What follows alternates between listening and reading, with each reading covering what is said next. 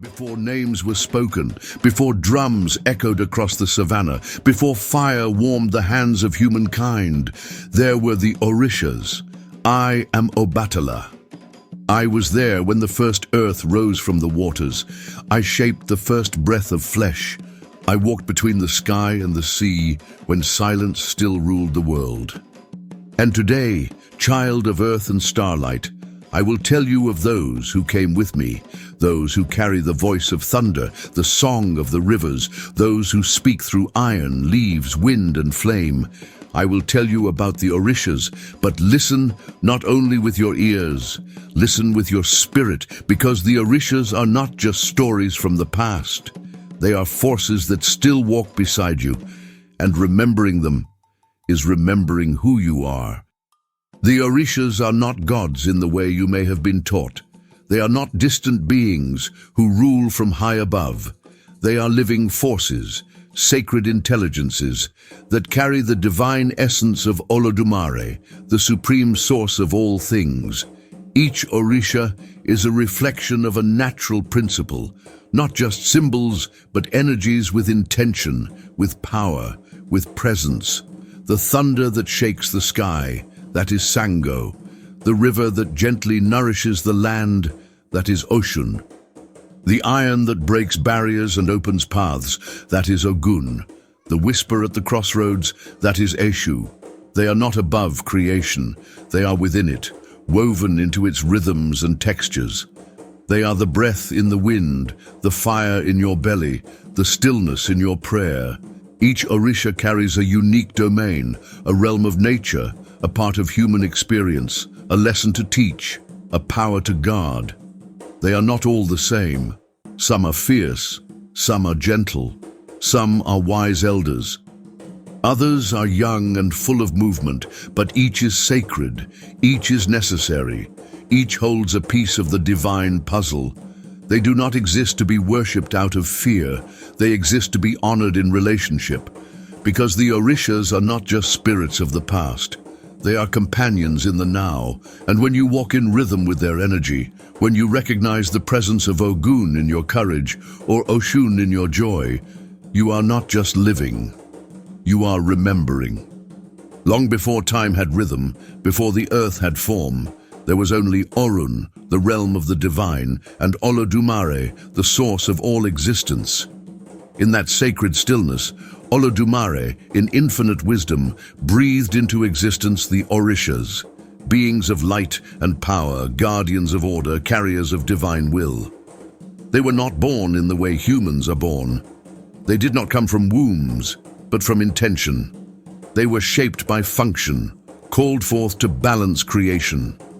Some, like myself, were formed directly by Olodumare's own thought, fashioned with purpose, to shape, to guide, to guard.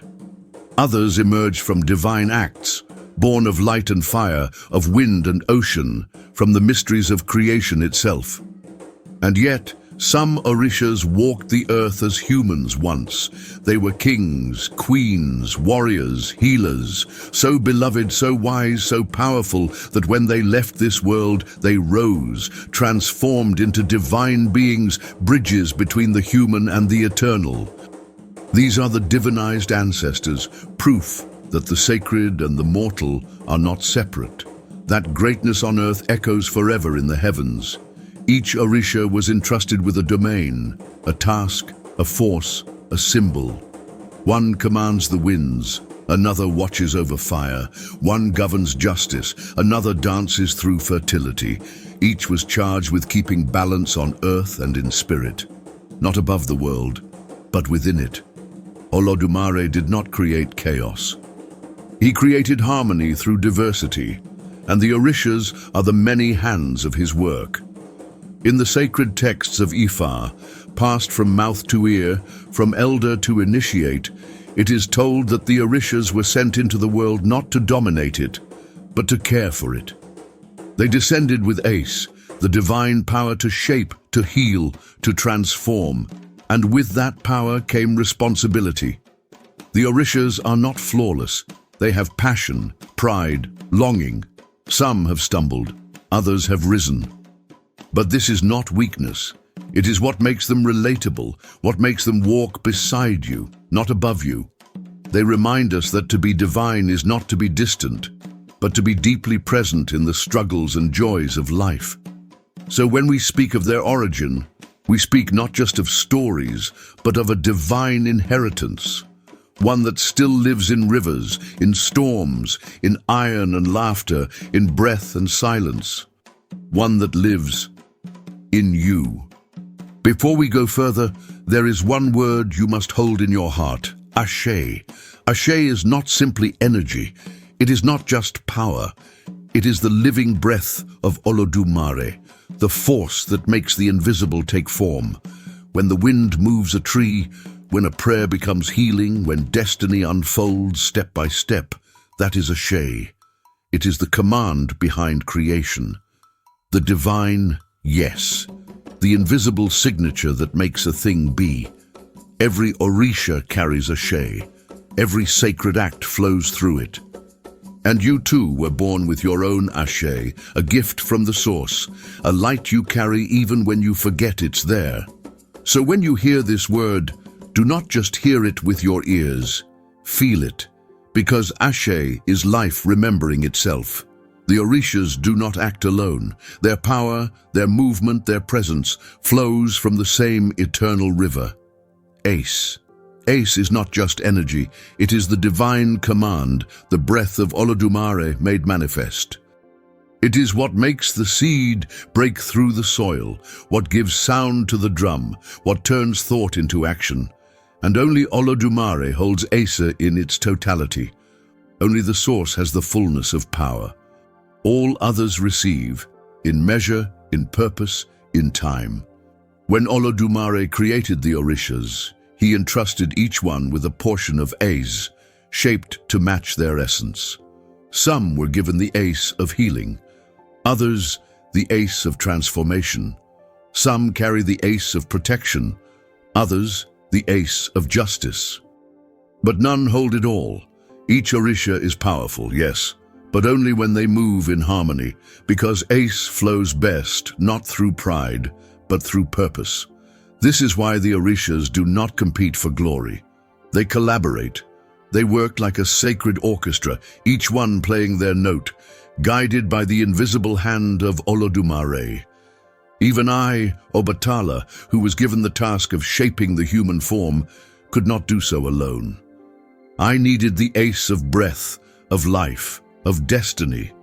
Without it, clay remains clay. It is the Ace that makes it walk.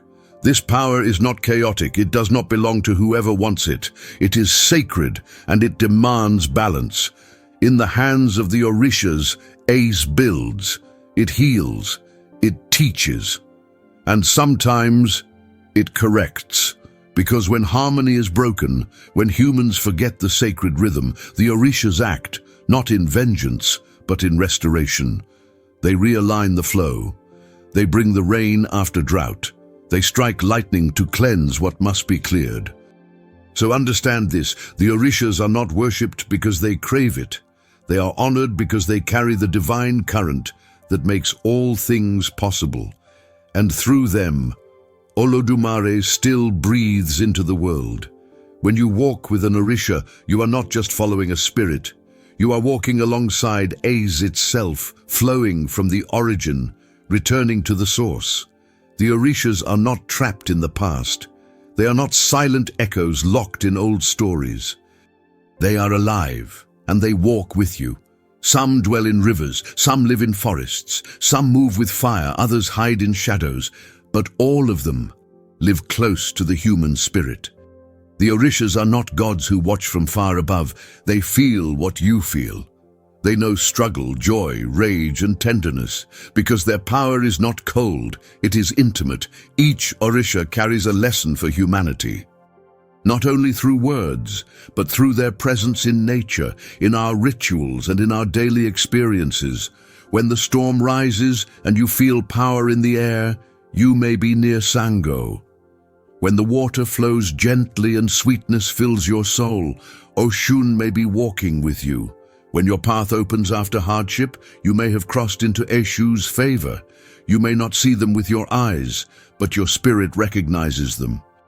In the Yoruba tradition, each person carries within them a connection to one or more Orishas, a spiritual affinity, a divine kinship. This is your Ori, your inner head, your spiritual identity, shaped before birth. Your Ori remembers the Orisha whose essence aligns with yours, and through divination, through dreams, through signs, you begin to remember too. This is why the Orishas are honored, not feared. They are guides. They are companions. They remind you that life is not random. It is sacred, and you are part of it. When you light a candle, sing a chant, pour libation, you are not performing empty rituals. You are speaking with ancient friends who knew you before you were born. Even in places far from Yoruba lands, in Brazil, in Cuba, in Haiti, in the Americas and beyond, the Orishas have not disappeared. They have adapted, but they remain. In the beat of the drum, in the trance of the dancer, in the whisper of leaves during prayer, they come. And they come not just to be worshipped, but to walk beside you, to restore your path, to remember your essence. Because the Orishas do not belong to the past, they belong to the living. There was a time when our people were taken, torn from the lands of the sun, carried across waters that did not care if they lived or died. Chains bound their hands, but they could not bind their memory.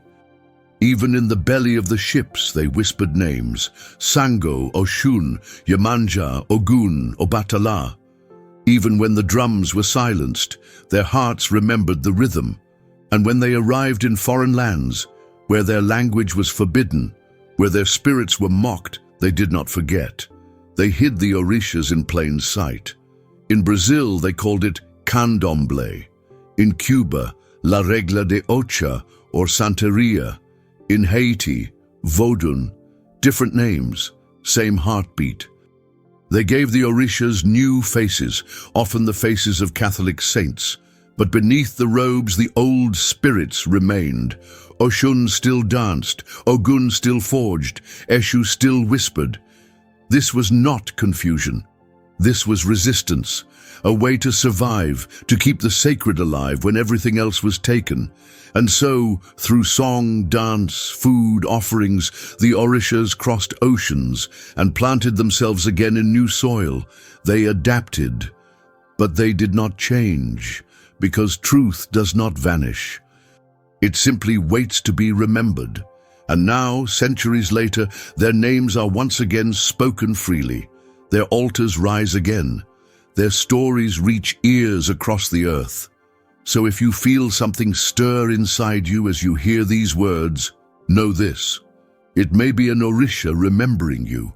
Now you know, the Orishas are not just legends etched in fading memory. They are living forces, echoes of divine intention, planted in the soil of the world and in the spirit of humanity. They are not beings to fear.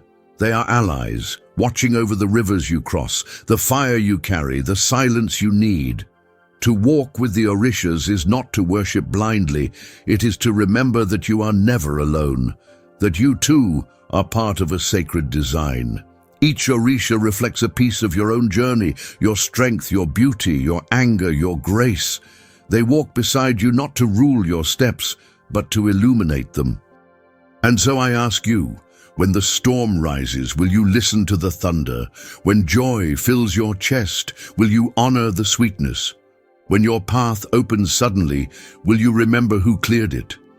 The Orishas have never left. They are here, in water, in wind, in voice, in blood.